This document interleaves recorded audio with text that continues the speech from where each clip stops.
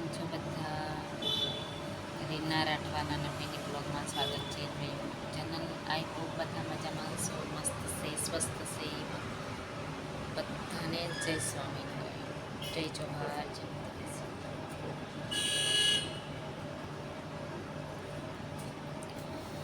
દેખો દોસ્તો, હું ફ્રી થઈ ગઈ. બધા મસ્ત હશે, સ્વસ્થ હશે. બધા ભૂલી જવાય પાછું, એવું થાય. કેમ કે આ કેવું છે, એક કાટ લાગી ગયો છે આને. એમ કે લોખંડને કાટ લાગી જાય માણસને. મારે એવું થઈ ગયું છે આ થોડું લાઈફમાં. એવી એવી કન્ડિશન આવી જાય એવી, તો કેવું છે. પણ આવી રીતે આમ વાતો કરતા જઈએ. કોઈ વાત કરનાર નહીં, મોબાઈલ તો છે વાત કરવાવાળું. કેમ કે ત્રીશું ગઈ સ્કૂલે અને હું બેઠી હતી. ચાલો ને મેં કીધું તમારી જોડે થોડી વાતચીત કરો. કે પહેલાં તો હવે પાછા આપણા મોબાઈલે નહોતા. આપણી લાઈફ જ્યારે અમારી હતી ત્યારે પરિસ્થિતિમાં કપડું નથી મળતું તો મોબાઈલ ક્યાંથી મળવાનું? મોબાઈલ તો દૂર. ત્યારે સપનામાં કદાચ મોબાઈલ. અત્યારે નાના મોટા થોડા વાપરીએ છીએ.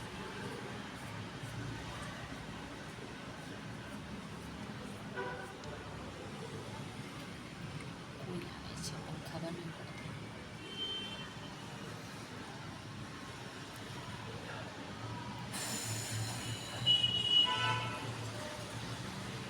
દેખો દોસ્તો, કેવું છે, મારે ત્રીસુ સ્કૂલે ગઈ અને હું આવી રીતે બેઠી હતી. કંઈક વિચાર, કેમ કે અત્યારે સ્કૂલ ચાલુ થઈ ગઈ એટલે એ જતી રહી, એટલે હું પણ ફ્રી હોઉં. અને પછી ક્યારેક ક્યારેક આમ મેં નહીં કીધું, ઘણી વખત ડિસ્ટર્બ થઈ ગયું હોય તો પછી આવી રીતે આમ માઇન્ડ થોડું ફ્રેશ થઈ જાય. તમારી જોડે વાતચીત કરું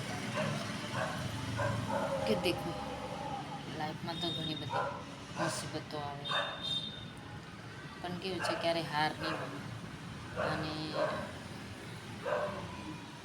આગળ ને આગળ નીકળતી ગઈ. હાર માની જાઉં તો પછી કશું કરી ના શકું. કેમ કે મમ્મી પપ્પાઓ જોડે કેટલી વખત આપણે માંગીએ, હરેક ચીજ વસ્તુની આશા રાખીએ. આપણે બી ખુદ ક્યારેક કમાઈએ ને. લાઈફમાં તો ઘણી બધી એવી મુશ્કેલી આવે, પરિસ્થિતિ આવે, પણ હવે તો એનો તો સામનો તો કરવો જ પડે. તો ચાલો, મેં થોડુંક અહીંયા જ કરી દઉં, કે ભૂલી ગઈ બધું અડધું. તો બાય બાય, જય સ્વામિનારાયણ.